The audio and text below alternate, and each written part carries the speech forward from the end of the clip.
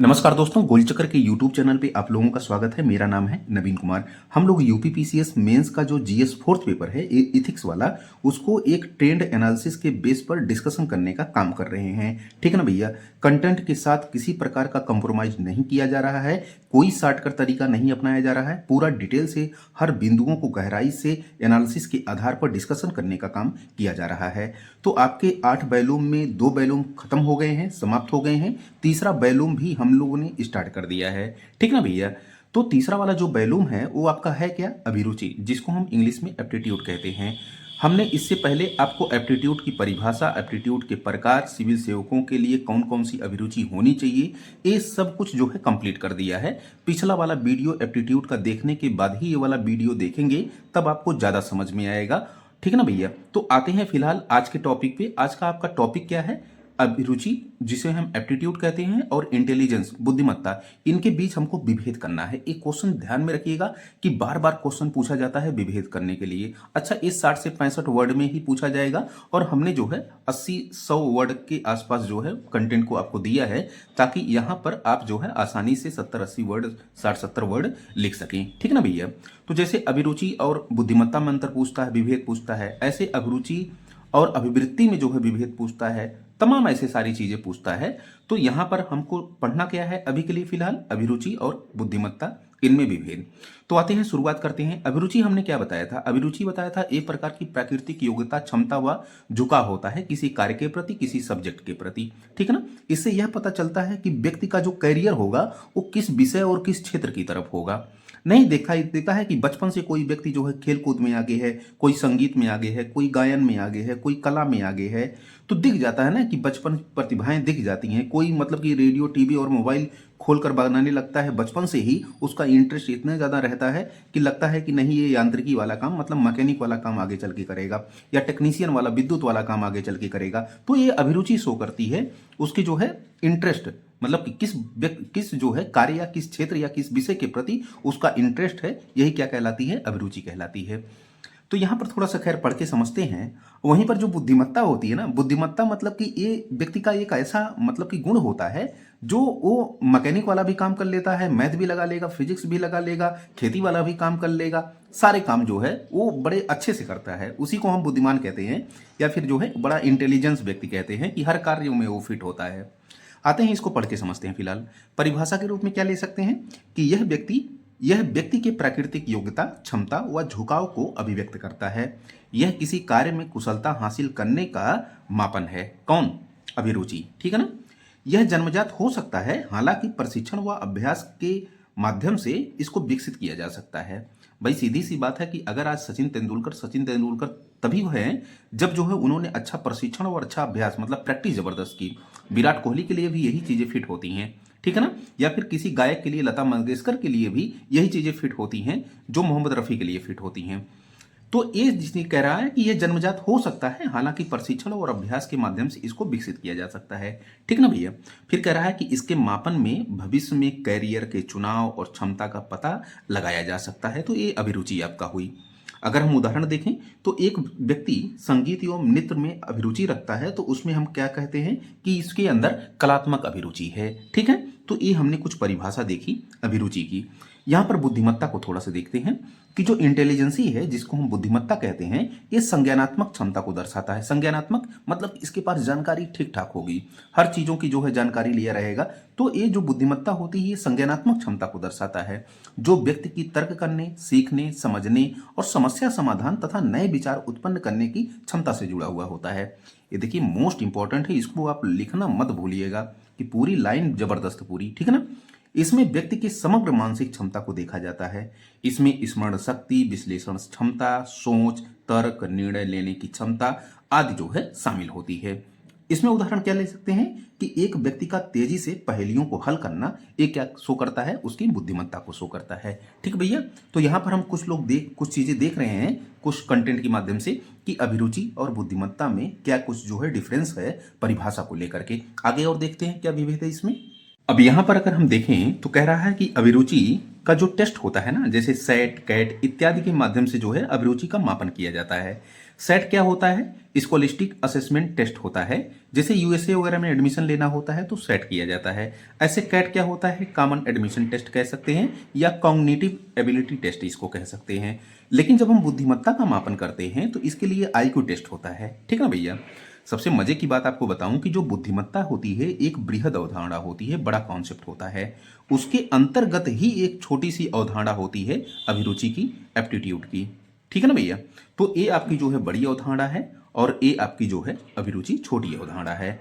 मेरा ये कहना है कि अगर दोनों साथ मिल जाएं, अगर क्या हो कि दोनों साथ मिल जाएं, मतलब कि अगर एक व्यक्ति में इलेक्ट्रीशियन की अभिरुचि है, समझिए का जरा, कि मतलब कि तार विद्युत वाला काम करता है, इलेक्ट्रीशियन की अभिरुचि है और उसमें बुद्धिमत्ता भी हो, अगर उसमें बुद्धिमत्ता भी हो तो उस व्यक्ति का जो है लेवल जो है ना वो बहुत हाई जाएगा, सफलता की संभावना काफी ज्यादा हो जाएगी। क्योंकि वो नए नए विचार खोजेगा, नए नए अनुसंधान करेगा। ठीक है ना? उसके पास तर्क और समस्या समाधान के जो है तरीके नए नए आएंगे। तो ऐसे में उसकी जो सफलता की संभावना है वो काफी तेजी से हाई होगी। तो वही कह रहा है कि अतः बुद्धिमत्ता एक व्यापक अवधारणा है, जबकि अभिरुचि एक विशेष क्षेत्र की योग्यता को अभिव्यक्त करता है। यदि दोनों आपस में मिल जाएं तो सफलता की संभावना अपार रहती है। तो ये आप जो है कुछ जो है विभेद कर सकते हो अभिरुचि में और इंटेलिजेंसी मतलब कि बुद्धिमत्ता में। आगे नया विभेद हम देखते हैं अभिरुचि और अभिवृत्ति को लेकर के। नजरा दूसरा वाला जो विभेद है वो अभिवृत्ति मतलब कि एटीट्यूड और दूसरा जो है अभिरुचि मतलब कि एप्टीट्यूड, इन दोनों के मध्य विभेद को लेकर के क्वेश्चन पूछा गया है। तो इसको दोनों को हम लोग पढ़ लिए हैं, अभिवृत्ति को भी पढ़ लिए हैं, एटीट्यूड को भी, और अभिरुचि को भी पढ़ लिए हैं, एप्टीट्यूड को भी। ठीक है ना? तो ए एटीट्यूड है, ए एप्टीट्यूड है, दोनों के मध्य विभेद क्या हो सकते हैं उसको कई एंगलों से हम लोग देखने का प्रयास करेंगे। ध्यान में रखिएगा कि इसको जो है 60 से 65 वर्ड में ही आपको लिखना है। ठीक है ना भैया? तो यहां पर हमने जो है 80 से 90 वर्ड को देने का प्रयास किया है ताकि जो है आप आसानी से इस कंटेंट को जो है राइट डाउन कर सको। आते हैं थोड़ा सा देखते हैं अभिवृत्ति। अभिवृत्ति हमने बताया था कि किसी मनोवैज्ञानिक विषय के प्रति एक प्रकार की जो है नकारात्मक अथवा सकारात्मक या संतुलनकारी धारणा होती है। जैसे किसी देश के प्रति, किसी संस्कृति, किसी विचार, किसी उत्पाद के प्रति या किसी विचार के प्रति हमारी जो धारणा होती है कि फला व्यक्ति सही नहीं है या फला व्यक्ति सही नहीं है, नहीं ठीक है पर कुछ चीजें गड़बड़ हैं, तो ये जो हम बोलते हैं ना तो हमारी अभिवृत्ति होती है। लेकिन जो अभिरुचि होती है वो शो करता है कि किसी व्यक्ति की जो है प्राकृतिक क्षमता, योग्यता या किसी विषय या किसी कार्य या किसी क्षेत्र के प्रति उसके झुकाव को शो करता है, उसकी रुचि को शो करता है। और इससे पता चलता है कि भविष्य में वो क्या करना चाह रहा है, किस सब्जेक्ट पर काम करना चाह रहा है, किस क्षेत्र में कार्य करना चाह रहा है, ये उसकी जो है अभिरुचि को शो करता है।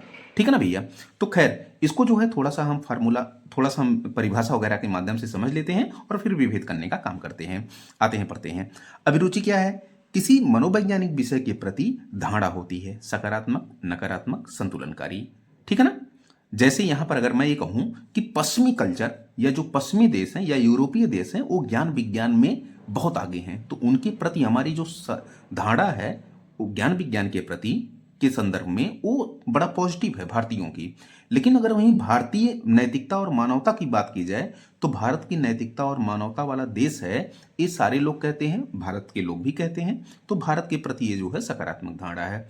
लेकिन अगर भारत की जो है हम कहें कि भारत एक जो है रूढ़िवादी और परंपरागत देश है, कर्मकांडीय देश है, तो हम निगेटिव अवधारणा प्रस्तुत कर रहे हैं। तो जो चाहे हम पॉजिटिव अवधारणा करें या निगेटिव अवधारणा करें वो क्या कहलाती है? अभिवृत्ति कहलाती है। ठीक है ना भैया? तो इसके उदाहरण हमने यहाँ पे ले लिया। बाकी ये हम जानते हैं कि किसी व्यक्ति के जो है किसी विशेष क्षेत्र या विषय के प्रति झुकाव, क्षमता या प्राकृतिक योग्यता को ये अभिव्यक्त करता है, अभिरुचि। जैसे मोहम्मद रफ़ी साहब का जो है गायन के प्रति झुकाव, लता मंगेशकर का गायन के प्रति, सचिन तेंदुलकर, विराट कोहली का जो है क्रिकेट के प्रति झुकाव, तो ये सब जो है अभिरुचि को शो करता है। ठीक ना भैया? अब देखिए यहां पर इसका विकास, यह जो है जो अभिवृत्ति है, एटीट्यूड, यह परिवार, समाज, शैक्षणिक संस्थान, शिक्षक, सोशल मीडिया, आवश्यकता पूर्ति आदि से विकसित होता है। तो यहां तो आप समझ रहे होंगे कि भाई जो हमारा परिवार देगा हमको, जो मूल्य हमारे अंदर डालेगा, उसी मूल्यों के आधार पर हम अभिवृत्ति करेंगे। हमारा परिवार बड़ा धार्मिक है तो हम जो अहिंसावादी या विश्वास या प्रार्थना या जो है हम कह सकते हैं ना कि आस्था का जो विचार अभिव्यक्त करेंगे। समझ में आई बात ना? हमारा जो समाज हमको देगा वही जो है हम आउटपुट करेंगे किसी चीज के प्रति, किसी मनोवैज्ञानिक विषय के प्रति, चाहे वो सकारात्मक हो या फिर नकारात्मक हो अथवा संतुलनकारी हो। ऐसे शैक्षणिक संस्थानों में हम सीखते हैं, ठीक है ना, ऐसे ही हमको शिक्षक सिखाते हैं, सोशल मीडिया से हम सीखते हैं, या फिर आवश्यकता पूर्ति। आवश्यकता पूर्ति क्या है? जैसे किसी व्यक्ति ने हमारी जो है आवश्यकता की पूर्ति कर दी, चाहे वो विचारों से कर दे या फिर कुछ ले दे करके कर दे, तो उसके प्रति हमारी सकारात्मक अभिवृत्ति हो जाती है, मतलब सकारात्मक धारणा हो जाती है। जो सकारात्मक हम उसके बारे में बोल रहे हैं ना, वही क्या है? अभिवृत्ति है। तो ये तो आवश्यकता पूर्ति के माध्यम से। मान लीजिए उसने आवश्यकता पूर्ति नहीं किया, तो हम क्या देंगे? गाली वगैरह हो सकता है, देते हैं उसको, तो निगेटिव अवधारणा उसके प्रति हमारी हो रही है, तो निगेटिव अभिवृत्ति हो रही है, आदि से ये विकसित होती है। ठीक है ना? यहाँ पर देखिए, यह जन्मजात हो सकती है, हालांकि उचित प्रशिक्षण या अभ्यास से इसको विकसित किया जा सकता है या विकसित हो सकती है। सचिन तेंदुलकर, आज सचिन तेंदुलकर मतलब क्रिकेट के भगवान है, तो केवल केवल किसके कारण? कि उचित उनको प्रशिक्षण और बेहतर वो प्रैक्टिस किए हैं, अभ्यास किए हैं। विराट कोहली के संदर्भ में भी ले सकते हैं, अरिजीत सिंह के संदर्भ में भी ले सकते हैं, जो गायन का काम करते हैं।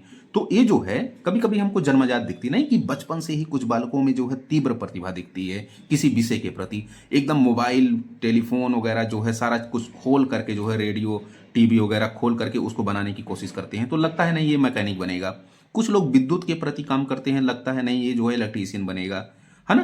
तो ऐसे मतलब प्रतिभा गांव में या शहरों में कहीं पे भी बच्चों में दिख जाती है। कुछ लोग, कुछ बच्चे होते हैं मैथ के प्रति बड़ा झुकाव रखते हैं, जैसे रामानुजन, हमारे जो है गणितज्ञ रामानुजन, इनकी जो है बचपन से ही प्रतिभा जबरदस्त थी गणित के प्रति, तो गणित के क्षेत्र में उन्होंने बेहतर किया, क्योंकि अभिरुचि किसके प्रति थी? उनकी गणित के प्रति थी। ठीक है ना? जबकि अदर सब्जेक्ट में वो फेल हो गए थे, अदर सब्जेक्ट में हाई स्कूल में वो फेल थे, लेकिन गणित में जो है उनका जो है 100 में 100 थे। तो खैर, ये कह रहा है कि जन्मजात हो सकती है, हालांकि उचित प्रशिक्षण व अभ्यास से इसको विकसित किया जा सकता है। अब यहाँ पे देखना, स्थायी प्रकृति की होती है, क्योंकि इसमें चरित्र और सोच विकसित होता है। भाई सीधी सी बात है कि जो अभिवृत्ति होती है ना, वो किसी मूल्य को धारण करके जो है अभिव्यक्त किया जाता है।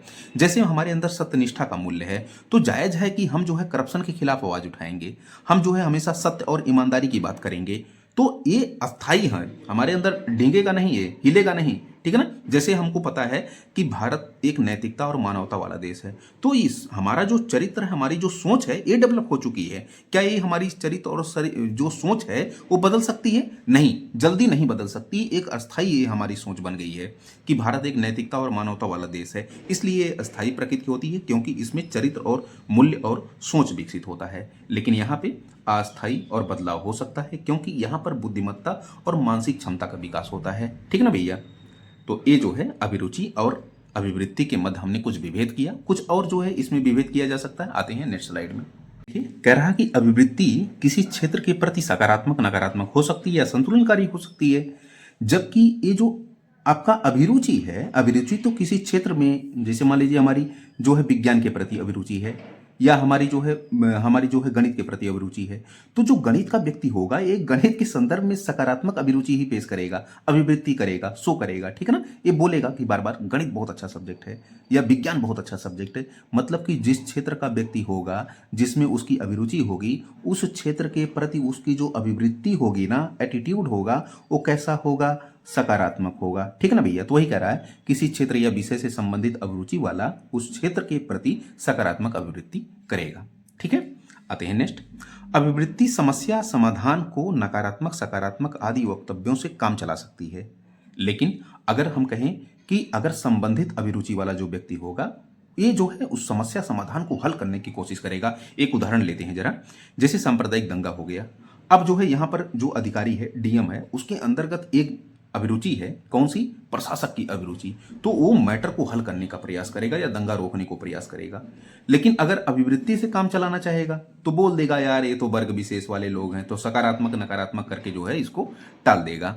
तो ये कुछ हमने जो है अभिरुचि और अभिवृत्ति में एप्टीट्यूड और एटीट्यूड में क्या कुछ डिफरेंसेस होते हैं, क्या कुछ विभेद हो सकता है, इसको हमने देखा। आते हैं नेक्स्ट। देखना जरा, नेक्स्ट आपका जो टॉपिक है बड़ा ही इंपॉर्टेंट है, पूरे जान लीजिए कि जो है एथिक्स का बड़ा कोर पॉइंट है सत्यनिष्ठा, जिसको हम इंटीग्रिटी कहते हैं। क्या होता है सत्यनिष्ठा? हम जिन मूल्यों को मानते हैं, क्या उसको अपने जो है दैनिक जीवन में प्रयोग करते हैं कि नहीं, यूज करते हैं कि नहीं? जिन मूल्यों को हम माने, अगर हम ईमानदारी को मानते हैं, सत्यनिष्ठा को मानते हैं, करुणा परोपकार को मानते हैं, क्या उसको हम सार्वजनिक जीवन में प्रयोग करते हैं, निजी जीवन में प्रयोग करते हैं? अगर प्रयोग करते हैं तो हम क्या हैं? सत्यनिष्ठ हैं। नहीं तो जान लीजिए कि हम अपने आप को जो है एक बौद्धिक पाखंड में रखने का काम कर रहे हैं। तो इसको आते हैं, थोड़ा सा पढ़ते हैं, बड़ा इंटरेस्टेड है। समाज के हर बिंदुओं पर आपको इन सब चीज़ों से काम लेना है, साथ ही साथ मेंस तो अलग बात है कि आपको लिखना है, ठीक है ना। सत्यनिष्ठा को समझते हैं। सत्यनिष्ठा एक प्रकार का नैतिक मूल्य है। इसके अंतर्गत व्यक्ति मन, वचन, कर्म से जिन नैतिक मूल्यों को मानता है, एक बार और देखिए कि सत्यनिष्ठा बोल रहा है कि एक प्रकार का नैतिक मूल्य है जिसके अंतर्गत कोई जो व्यक्ति है ना, वो मन, वचन और कर्म से जिन नैतिक मूल्यों को मानता है उसे अपने व्यावसायिक जीवन और निजी जीवन में अनुसरण करता है, वही क्या है, सत्यनिष्ठ व्यक्ति है। उदाहरण के रूप में अगर लें, अगर सिविल सेवक, अगर जो सिविल सर्वेंट है या सिविल सेवक जो है अगर सत्यनिष्ठ है तो वह ना तो भ्रष्टाचार करेगा और ना ही करने देगा। ना खेलब ना खेले देव, खेलवे बिगाड़ देव, गांव की कहावत है ना। तो वही सारा चीज, वही सत्यनिष्ठा है, ठीक है। खोया हुआ बटुआ मिलने पर व्यक्ति ने पैसा निकालने के बजाय उसे उसके मालिक को सुरक्षित लौटा दिया, ये क्या है, सत्यनिष्ठा है। चाहा होता तो इसको लेकर फरार हो गया होता, लेकिन इसको जो है लौटा देता है। अब सवाल है कि सत्यनिष्ठा के प्रकार क्या हो सकते हैं। देखिए, सत्यनिष्ठा 3 प्रकार की होती है। कौन कौन? बौद्धिक सत्यनिष्ठा, व्यक्तिगत सत्यनिष्ठा और व्यावसायिक सत्यनिष्ठा। एक जो होता है बौद्धिक पाखंड होता है, उसको हम लोग इसको पढ़ने के बाद ही पढ़ेंगे, काफी मजा आने वाला है।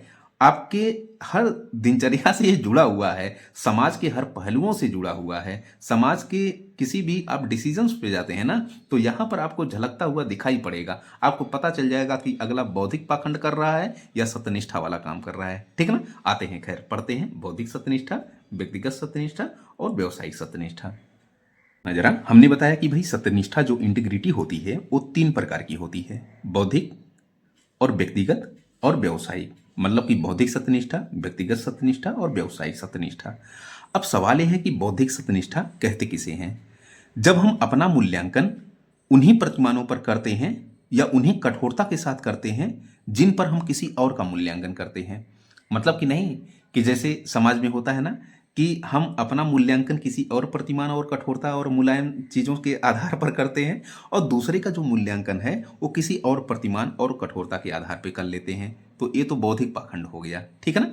लेकिन बौद्धिक सत्यनिष्ठा क्या होती है कि जिन प्रतिमानों, जिन जो है मूल्यों और जिन जो है हम कह सकते हैं कि कठोरता के साथ अपना मूल्यांकन कर रहे हैं या दूसरे का मूल्यांकन कर रहे हैं, उसी के आधार पर हम अपना जब मूल्यांकन करें तो वही क्या कहलाता है, बौद्धिक सत्यनिष्ठा कहलाता है, ठीक है ना। इसके एग्जाम्पल अगर देखें हम कि एक शोधकर्ता ने शोध के दौरान पाया कि उसके परिणाम उसकी कुछ जो है मुख्य थ्योरी के विपरीत है। मतलब कि एक साइंटिस्ट था, ऐसे मान लेते हैं कि एक साइंटिस्ट था, वो जो है शोध कर रहा था। शोध का जब परिणाम आया तो उसने पाया कि यार ऐसे परिणाम आए तो मेरी मुख्य थ्योरी के खिलाफ हैं या विपरीत हैं। फिर भी उसने क्या किया, उसको शोध को प्रकाशित किया, ठीक है ना। तो ये बौद्धिक सत्यनिष्ठा का एग्जाम्पल है। ऐसे एक और एग्जाम्पल आप लेंगे तो बड़ा अच्छा आपको लगेगा। लाल बहादुर शास्त्री का इसको हमने डाला है। देखिए, मैं अपने से एग्जाम्पल डाला हूँ, ठीक है ना, ताकि आप व्यवहारिक लगें। किताबी नॉलेज हमने बहुत कम लिया है, हमने परिभाषाओं को भी पूरी तरह जो है परिवर्तित करने का काम किया, एकदम सरल से सरल भाषा में देने का आपको काम किया है। तो यहाँ पे कह रहा है कि अरियालपुर रेल दुर्घटना 1956 में हुई थी। लाल बहादुर शास्त्री उतने समय रेल मंत्री थे। 140 लोगों से ज़्यादा लोगों की डेथ हो गई थी। लाल बहादुर शास्त्री ने अपने पद से इस्तीफा दे दिया और लोग बार बार कहते रहे कि सर आपकी गलती नहीं है, यहाँ पर कुछ टेक्निकल प्रॉब्लम की वजह से जो है ये दुर्घटना हुई। नहीं, मेरी जिम्मेदारी थी। कैसे गलती हो सकती है, कैसे दुर्घटना हो सकती है, हम इस्तीफा देंगे। आज वो उस दिन वो इस्तीफा देते हैं, ठीक है ना। तो ये मतलब बौद्धिक सत्यनिष्ठा मेरे ख्याल से सबसे अच्छा एग्जाम्पल इसका हो सकता है। व्यक्तिगत सत्यनिष्ठा पे आते हैं। व्यक्तिगत सत्यनिष्ठा क्या होती है कि जिन मूल्यों को हम मानते हैं ना, जिन सिद्धांतों, जिन नियमों को मानते हैं, उसको जो है सार्वजनिक जीवन या व्यावसायिक जीवन में यूज करें, या जिन मूल्यों को हम सामाजिक या व्यावसायिक जीवन में यूज करते हैं उसको निजी जीवन में यूज करें। तो वही कह रहा है कि मौलिक नैतिक मूल्यों को अपने जीवन में उसी प्रकार अनुसरण करना जिस प्रकार हम उसको सार्वजनिक या व्यावसायिक जीवन में अनुसरण करते हैं। जैसे नहीं कि एक जो है पिता या एक पुरुष घर से बाहर जैसे निकलता है, समाज में जाकर के वो नैतिकता और मानवता वाली बात करता है, लेकिन में घर में आकर के वो अपने मेहरारू को, मतलब कि अपनी औरत को, अपनी वाइफ को पीटने लगता है, बच्चों को पीटने लगता है, तब उसकी नैतिकता खत्म हो जाती है। अरे भाई, आप व्यक्तिगत सत्यनिष्ठ नहीं है, समाज में जाकर के कुछ और आउटपुट कर रहे हैं, घर पे आने के बाद आप उपद्रव मचा रहे हैं, तो ये जो है व्यक्तिगत सत्यनिष्ठा के खिलाफ है। हाँ, एक व्यक्ति है जो समाज में जाकर के बेहतर आउटपुट कर रहा है, अभिव्यक्त कर रहा है, या बेहतर अभिवृद्धि हो रही है उसकी मूल्यों के प्रति सकारात्मक, और घर में भी आकर के उसी का पालन कर रहा हो, तो वो जो है व्यक्तिगत सत्यनिष्ठ है। ठीक है ना। कह रहा है कि व्यक्ति अपने व्यक्तिगत जीवन में ईमानदारी, सिद्धांतों और नैतिक मूल्यों का पालन करता है, चाहे कोई देख रहा हो या नहीं देख रहा हो। ठीक है भैया। अगर हम एक एग्जाम्पल माने कि एटीएम से एक व्यक्ति ने जो है पैसा निकाला और तकनीकी कारणों से उसको जो है एटीएम ने ज़्यादा पैसा दे दिया, फिर वो बैंक जाता है और जो अतिरिक्त राशि है उसको बैंक में जमा कर देता है, तो ये क्या है? व्यक्तिगत सत्यनिष्ठा। एक और एग्जाम्पल, आप दुकान के पास गए, वहाँ पर आपने जो है 50 रुपये का सामान लिया। 50 रुपये का जब सामान लिया, आपने 500 की नोट दिया, तो आपको जो है वो ज़्यादा पैसा दे देता है कुल मिला जुला करके। आपने 100 रुपया दिया, लेकिन वो 500 की नोट समझ बैठा, आपको 450 वापस कर दिया। तो समझ क्या है, आपके पास ज़्यादा पैसे आ गए, लेकिन आपने कहा कि सर आपने ज़्यादा पैसा दे दिया, आप ये पैसा ले लीजिए। तो ये आपकी क्या है? व्यक्तिगत सत्यनिष्ठा है। तो मेरे ख्याल से ये जो है आम जीवन में हमेशा घटती रहती है। व्यवसायिक सत्यनिष्ठा आते हैं, थोड़ा सा देखते हैं कि अगर हम कोई व्यवसाय वगैरह किए हैं, ठीक है ना, तो उस व्यवसाय में इस चीज़ का हम ध्यान में रखें कि हमारी जो उत्पाद की गुणवत्ता है, पर्यावरण के प्रति जो है लगाव है, या पर्यावरण के प्रति जो उसकी गुणवत्ता होनी चाहिए, इको फ्रेंडली होनी चाहिए, ये सब बनी रहे, और साथ ही साथ किसी के स्वास्थ्य पर बुरा प्रभाव ना डाले, है ना। तो ये सब, इसके अलावा जो व्यवसाय होता है उसका कोड ऑफ कंडक्ट होता है, कोड ऑफ एथिक्स होता है, उसको जब हम फॉलो करें, तो वही कह रहा है कि जब व्यक्ति व्यवसाय में सत्यनिष्ठा का प्रयोग करता है, अर्थात धन के लेन देन में सामान की गुणवत्ता आदि को ध्यान में रखता है, अतः व्यवसाय से जुड़े नैतिक सिद्धांतों, कोड ऑफ कंडक्ट और कोड ऑफ एथिक्स का पालन करता है, तो इसको क्या कहा जाता है? व्यवसायिक सत्यनिष्ठा कहा जाता है। थोड़ा सा और इसको देखने की कोशिश करते हैं। देखिए, हम लोग व्यवसायिक सत्यनिष्ठा को देख रहे थे, तो यहाँ पर कह रहा है कि पद, पैसा, दबाव देकर नहीं, बल्कि नियमों और नैतिकता के अनुसार जब काम करे व्यक्ति, उसको क्या कहते हैं? व्यवसायिक सत्यनिष्ठा। मतलब कि हम मान लीजिए कि किसी दुकान में काम कर रहे हैं, और दुकानदार का जो मालिक है, हो सकता है कि हमारी जो है नीयत खराब हो जाए, कहीं पे वो चला जाए तो फिर काउंटर पे हम बैठ जाएं और फिर पैसा चुरा लें। नहीं भैया, ये जो है व्यवसायिक सत्यनिष्ठा के खिलाफ होगा। हाँ, काउंटर पर बैठें, जो भी पैसा है, जो भी बिक्री हो, उस जो है हम जो धन का कोष है उसमें जो है डाल दें, तो ये हमारी व्यवसायिक सत्यनिष्ठा। अच्छा, उदाहरण इसका लेते हैं कि एक डॉक्टर है, सर्जन डॉक्टर है, उसके पास एक अमीर व्यक्ति जाता है और लाइन बहुत ज़्यादा लगी हुई है। तो अमीर व्यक्ति कहता है कि एक काम करिए, आप जो है 50,000 लेते हैं ना, 1,00,000 रुपया लीजिए, लेकिन मेरा ऑपरेशन जल्दी करिए। तो यहाँ पर जो डॉक्टर है वो जो है ना रिश्वत लेता है और कहता है कि लाइन में आराम से लगिए, जैसे सब कराएंगे वैसे आप भी कराइए। तो ये क्या है? व्यवसायिक सत्यनिष्ठा का बड़ा अच्छा एग्जाम्पल है, उदाहरण हो सकता है। ठीक है ना। आते हैं एक और जो है टॉपिक देखते हैं, बौद्धिक पाखंड। ये बड़ा अच्छा है, आए दिन आपको समाज में दिखता रहेगा, वर्ग विशेषों के द्वारा, समाज के उच्च लोगों के द्वारा जो प्रतिष्ठा प्राप्त। मैं वर्ग विशेष मतलब इसलिए कर रहा हूँ कि चाहे वो बुजुर्ग हो या कोई स्तर की महिला हो या फिर कोई वर्ग विशेष का हो, है ना। तो यहाँ पर आपको बौद्धिक पाखंड दिखता है, जैसे कि यह बौद्धिक सत्यनिष्ठा के विपरीत होता है, क्योंकि इसमें व्यक्ति दूसरों के मूल्यांकन अलग प्रतिमानों पर करता है और अपना मूल्यांकन अलग प्रतिमानों पर। मान लीजिए कि दो बच्चों की लड़ाई हो गई, एक माँ इधर है, एक माँ इधर है। अब फिर ये अपने बच्चे का मूल्यांकन अलग स्तर पे कर रही है, ये अपने बच्चे का मूल्यांकन अलग प्रतिमानों पर कर रही है। तो वहां पर क्या हो जाएगा? बौद्धिक पाखंड। या एक ही औरत है, अब उसका ये बच्चा है, इसका मूल्यांकन अलग, इसका मूल्यांकन अलग, इसको मतलब ये दोषी ठहरा देगी, तो ये बौद्धिक पाखंड है। ठीक है ना भैया। तो वही कह रहा है कि यह बौद्धिक सत्यनिष्ठा के विपरीत है, क्योंकि इसमें व्यक्ति दूसरे का मूल्यांकन अलग प्रतिमानों पर करता है और अपना मूल्यांकन अलग प्रतिमानों पर करता है। अपनी नैतिकता त्रुटियों को जानबूझकर वो नजरअंदाज करता है। उदाहरण क्या लेते हैं? उदाहरण हमने देखी खोज की, इसको डाला है, कहीं पे भी आपको नहीं मिलेगा, मैं रियल बता रहा हूँ। जैसे नारद स्मृति के अनुसार चोरी करने पर ब्राह्मणों का अपराध सबसे अधिक माना जाए, जबकि शूद्रों का सबसे कम। तो ये कह रहे हैं कि ब्राह्मण एक पढ़ा लिखा वर्ग है, जानकार व्यक्ति है, जागरूक व्यक्ति है, शास्त्रों का ज्ञान रखता है, उसके बाद भी ये चोरी करता है। एक काम करिए, इसको जो है अपराध के लिए सबसे ज्यादा दंड दीजिए। वहीं शूद्र कुछ नहीं पढ़ा है, जागरूक व्यक्ति नहीं है, ना शास्त्रों का ज्ञान है, पढ़ा लिखा नहीं है, तो इसको जो है कम दंड दीजिए। ये तो मतलब कि जो है इसका अलग प्रतिमान पे और इसका अलग प्रतिमान पे मूल्यांकन हो रहा है। ठीक है ना। ये भी हमने डाला है थोड़ा सा आपको, ताकि ये ना लगे कि मैं वर्ग विभेद पर आधारित जो है कंटेंट दे रहा हूँ। फिर बृहस्पति एक स्मृति है, उसमें बृहस्पति कहते हैं कि विष वाली परीक्षा ब्राह्मणों से ना कराई जाए, दंड वर्ण व्यवस्था पर आधारित था। यहाँ पे ये क्या है कि जैसे विष वाली परीक्षा जानते हैं किससे होती थी?